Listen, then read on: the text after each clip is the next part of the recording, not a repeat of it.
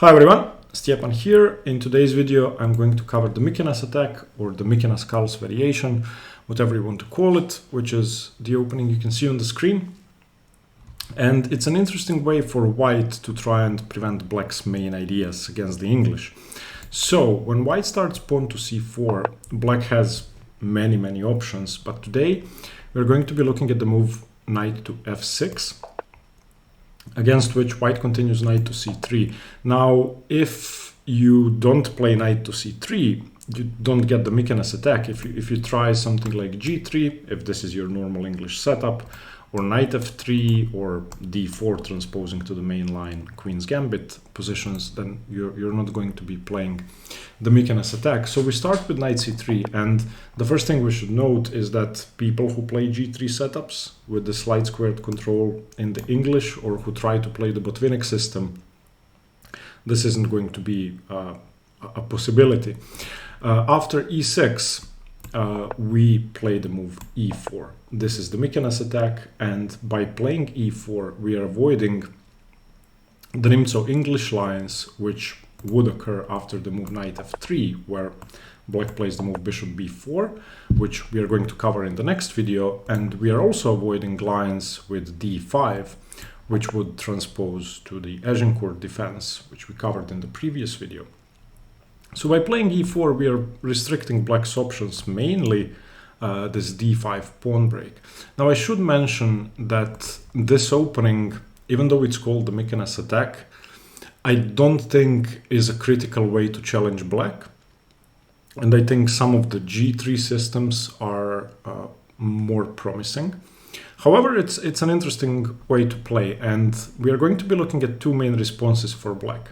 d5, which is by far the main line, even though we've tried to discourage it, black can play d5, has sufficient defense, and can fight for the center. So d5 is definitely the main way to play this position. And then we're also going to have a look at c5, which is the second most popular move. And it's going to be very similar to the Sicilian defense. Of course, e6 Sicilians, which start c5 and black plays e6 on move 2, are going to be some possible transpositions that occur from 3 c5.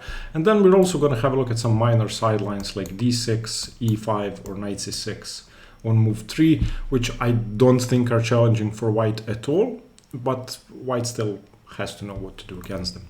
Okay, let's start with the move d5, because that's the main line. And I'm going to try to simplify the process of learning the Mikenas attack as much as I can.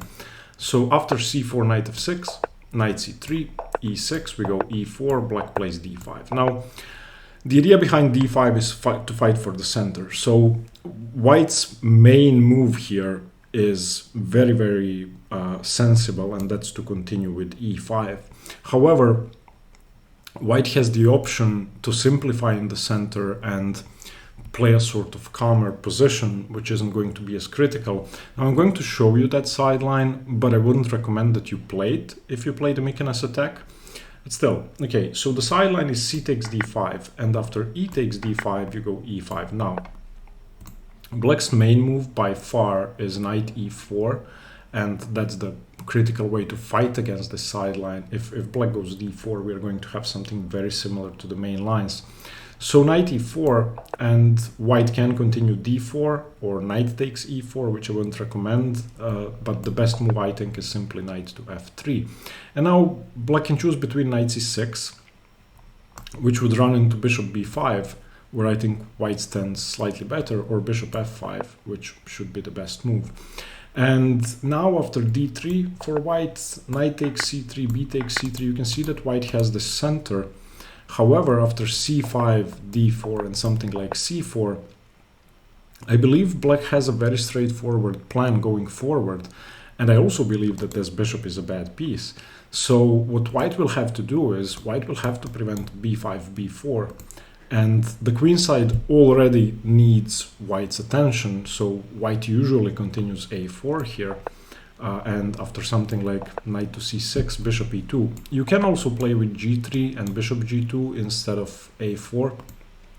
However, again, I believe that this structure is quite promising for black in the long run. Now, of course, white has more space and white is by no means worse. White should be slightly better here, but I don't believe it's easy to play this for white. And again, I would recommend that you play the main line instead. So against d5, we are going to continue e5, and black has several options, but d4 is by far the most popular move, and this will lead to our critical position, our main line that we are going to be focusing on. However, there are two possible retreats for the knight. Knight g8 really isn't an option. That's just way too passive, and hoping to control f5 is too much. That's never going to happen. So white plays e5 and black can retreat to d7 or advance to e4 if black doesn't continue d4, which is the main move. Now, knight f to d7 I really don't think is a good move. However, it has been played by very strong players like Pankratov and Mitkov, so it is an option. Now, white simply continues cd5, and after knight e5, white continues d4, and this is too much, I think. This knight ends up on g6, and after d6, bishop e6, we can now go d5. And black's best move is bishop c8, and if black's best move is bishop c8, then okay, maybe this pawn is isolated and overextended, but there's a knight on g6. White has extremely natural development. The center has been blown open for the white bishops, and I don't think there's a way for black to be equal here. No way. With precise play, I think white should be winning this position more often than not. If something like bishop e7, we just continue bishop e2 or g3, develop our bishop and castle, and this pawn, as you can see, prevents this knight from developing to its most natural square. And in the future, most likely, black is going to have to undermine the pawn on d5, where white's slight lead in development is going to be more prominent. And of course, this queen side will be hard to develop. So I don't think knight f to d7 is promising after e5. Well, knight e4 is a bit more interesting. There is a way for white to go a pawn up. However, there is an engine approved way to play this position which gives white an advantage. And the engine doesn't like taking the pawn. It says it should be okay for white. It's not equal. White should be slightly better, but not a full pawn up. However, the engine prefers the move knight f3. And this makes perfect sense to me. It's a developing move, defending e5 and controlling d4. So in the future, we're going to be fighting for d4 if black should play the move c5. And also, we are preparing to put pressure on this knight on e4. And if we play something like queen c2, which we are going to do, the knight will have to take on c3, which will open up our bishop for free without us having to play d4. So I can understand why this is the engine approved line. If you go queen c2 here, the knight really has to take. I don't see any sensible alternatives. Knight g5 or knight c5 don't look good. Knight f6 loses a piece. So knight c3, dc3, and c5. Our bishop is now open. We can go bishop f4, bishop e2, maybe rook d1, maybe even castle's queenside. This is going to collapse. d4 isn't possible. And if you compare this to a standard French defense, which this resembles, it's not as good for black. I mean, as opposed to a normal French where d4 is under pressure, white has no d4 pawn and d5 is under pressure. And as we know in all French and Caro-Kann advanced positions, if white takes on d5 and black is forced to recapture with a pawn, that's not good. So something like knight c6, bishop e2, I think is extremely promising for white. Now, there have been no games from this position. People against knight e4 take on e4 almost every game. Like knight f3 is the more popular move, but people don't play the continuation I just showed you. So in most cases, people are going to take on e4. Now, if you want to be a pawn up, you can do that. But as I said, knight f3 should be more promising. Now let me show you what happens on knight e4. Knight e4, of course, d4, and now your idea is queen to g4, picking up the pawn. And if you pick up the pawn, you'll be a pawn up. Also, you're preventing the bishop from developing easily. So if bishop c5, then queen g7, for example. And black has no way to defend the pawn, at least no easy way to defend the pawn. If you turn on the engine says f5 in many positions here. A move like queen to d4 just runs into knight f3 because the pawn is pinned, so that doesn't work. Also defending the pawn on e5, and that will be a free developing move for white. However, this idea with f5, even though it's engine approved, has never really been played. Like, there are 4 games with f5 only, and white won all 4, simply because this weakening of the black king side will mean that white has a permanent advantage when it comes to king safety. Also, it just loses the pawn on e4 anyway. So from a human perspective, it doesn't make too much sense. Humans play bishop d7 or knight c6, which are the sensible moves. Knight c6 is the main move, and now white wins that pawn. And queen d4, queen takes d4, knight takes d4, c2 under pressure, so forcing move bishop d3, bishop d7, and knight e2. And in this position, if black should exchange, white can take with the king, so exchanging isn't really good. You can also take with the bishop, which I think is better, and it gives white the option to play d4 because the bishop is out of the way. So black will usually play the move bishop c5, just defending the knight. And now the critical line where white keeps the pawn is b4. Bishop b4 loses to knight d4, of course, so knight e2 is forced. And now you don't take the knight, you take the bishop to stay a pawn up. And after knight c1, rook c1, it's not a pretty pawn structure, but after something like bishop c6, f3, your aim is going to be to play d4 at some point when it's defended. You don't really want to go bishop e4 unless you have a rook on e1, because you don't want 2 sets of double pawns. But it is a pawn up, and to be honest, I don't see enough compensation for the pawn, but I don't see a way for white to win either. I don't see a way to increase the advantage significantly. White does have doubled c-pawns, so it's not as easy to win. And b7, which is the only potential target, is sufficiently defended, and as I said, it's hard to exchange the bishops. That being said, knight e4, I think, is a sideline for a reason, and black really should continue with the main move, which is d4.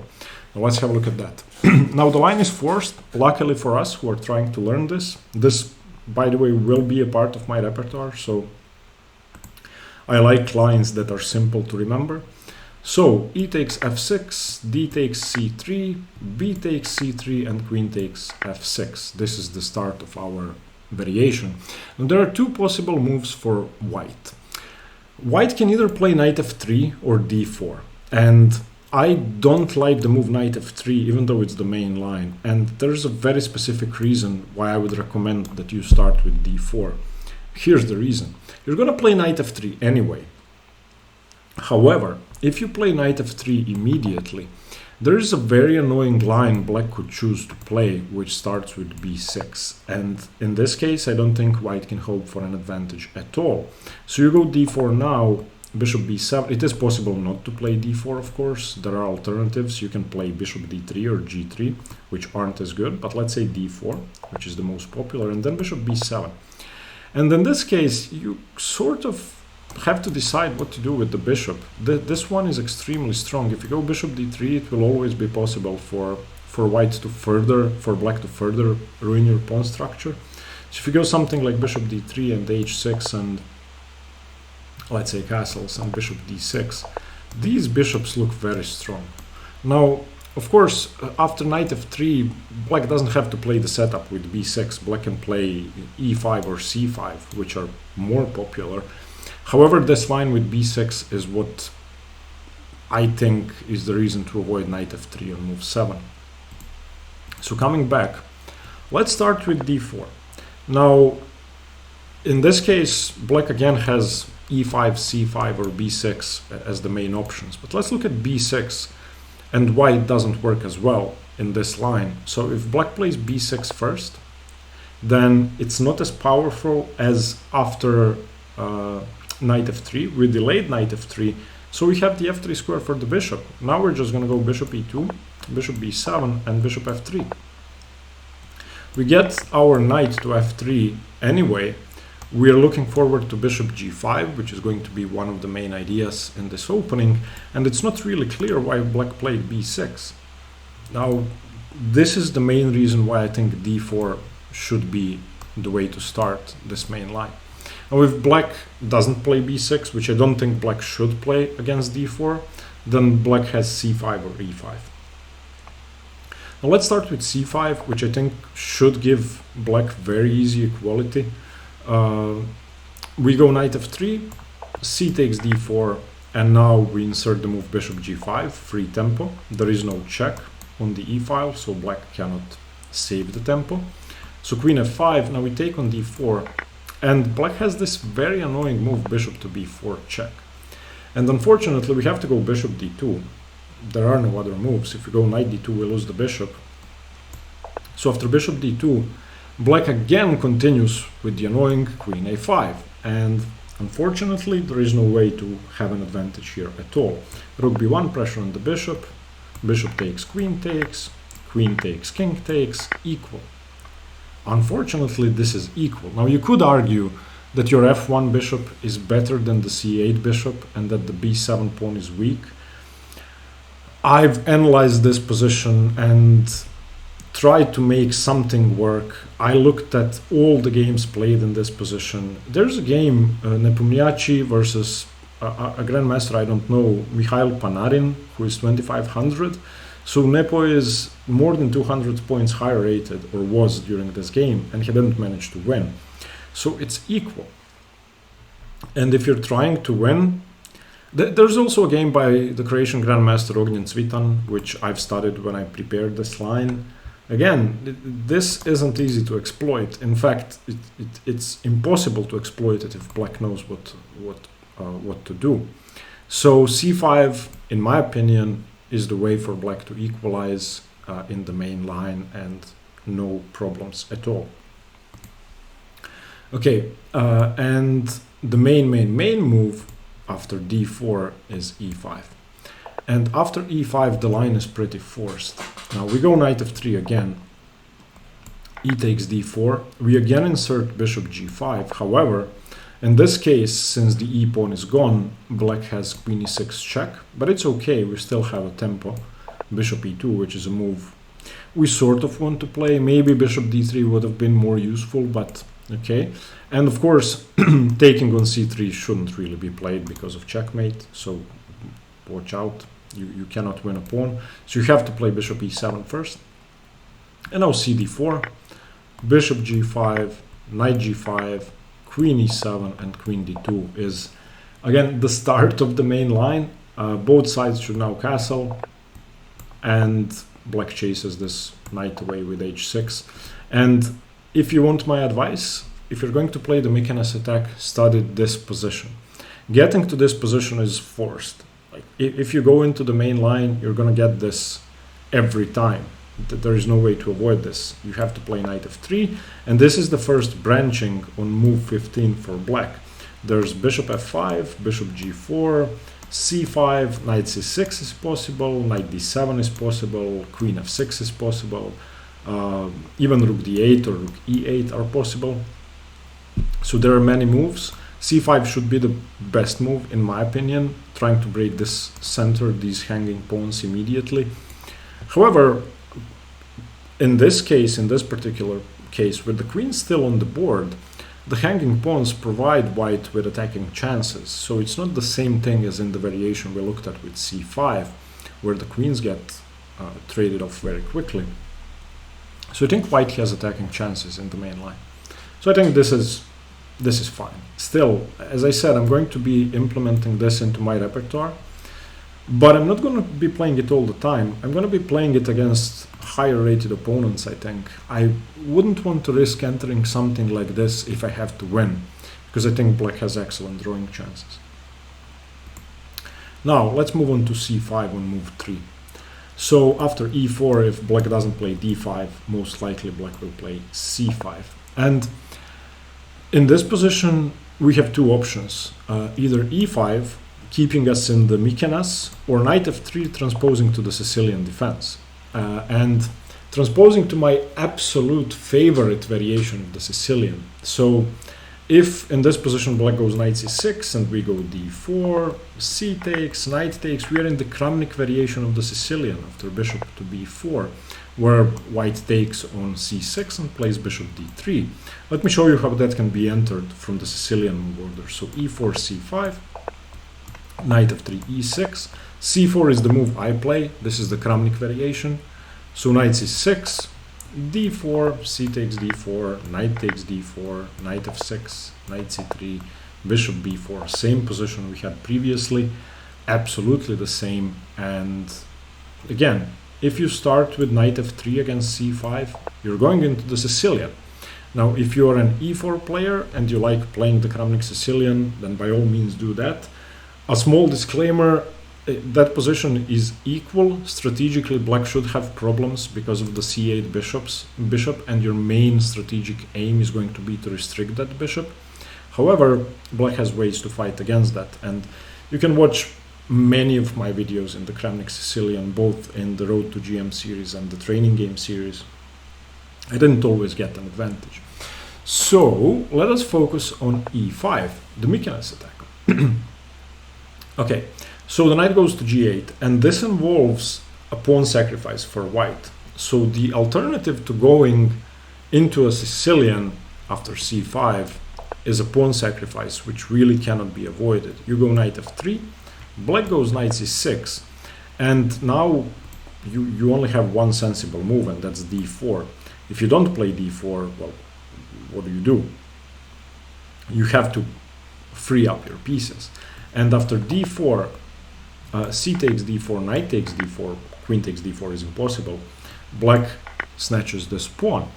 And where is the compensation, you might ask? Well, the compensation is d6. There's a hole on d6 which can no longer be patched up, so to speak. So in this case, knight d to b5. And if d6 is played, we can just go c5. So the normal Sicilian way of controlling d6 does not work because we have a c pawn on c4, so that doesn't work. So black usually just gives up the square, that there is nothing else to do. The main move is a6, and this is a forcing line we're going to have a look at. The alternative is f6, but it will transpose to the main line, so we don't have to look at that. The idea behind f6 is to sometimes give this knight the f7 square, to give the king an escape square if the knight should leave, and black will usually play with knights on e7 and f7, trying to fight for control over the weakened squares, weakened dark squares. So a6, we give a check, knight d6 check. The bishop absolutely has to take.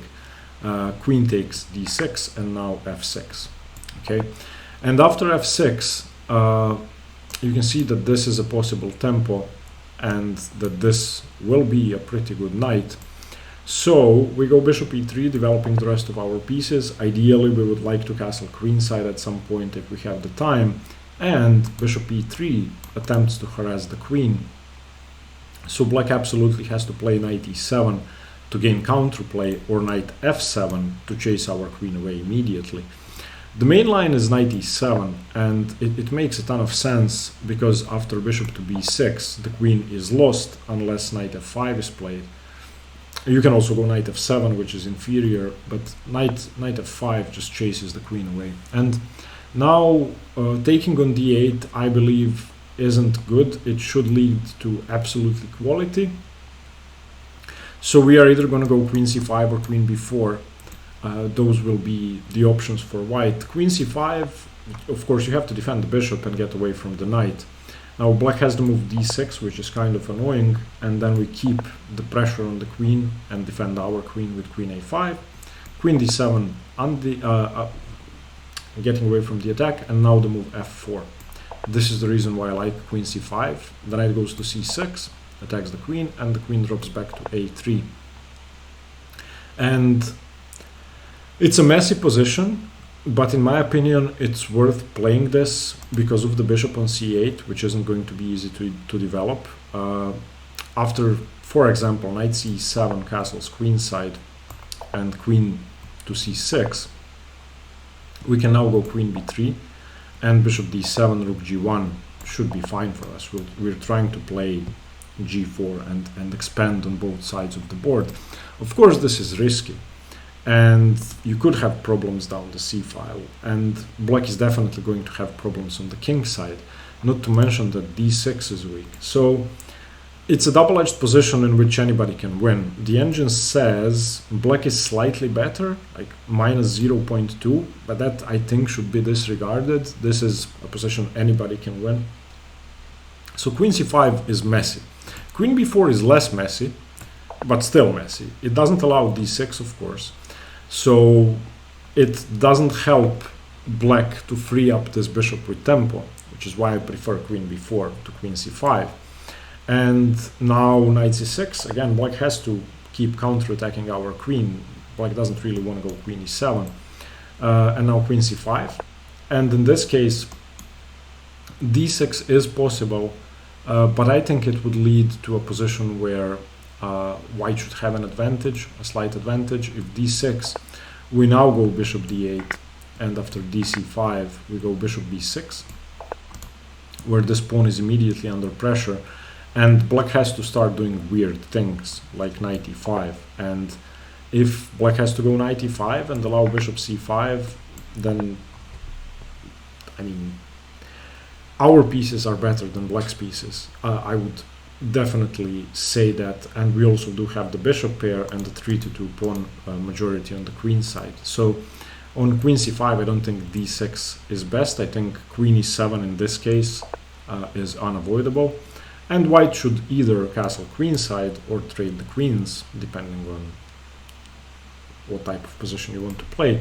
I think trading queens is better. And after knight takes, then castling queenside. Again, black is going to have to free this bishop up, and we're not going to help them do that by taking. We don't have to do that. We can go bishop e2. And after bishop e2, something like dc4, bishop c4, and bishop d7. Again, I think should be slightly favorable for us. Again, bishop pair, weak d6 square, so let's target it immediately. Black is going to have to play moves like knight c8, and I think comparing the pieces and looking at the material imbalance for a pawn is good enough. We gave up a pawn in the opening, however, we should have more than enough compensation for that. So against c5, either the Sicilian, which personally I'm going to do because I love playing the Kramnik Sicilian, or e5, a pawn sacrifice for the bishop pair, and then initiative.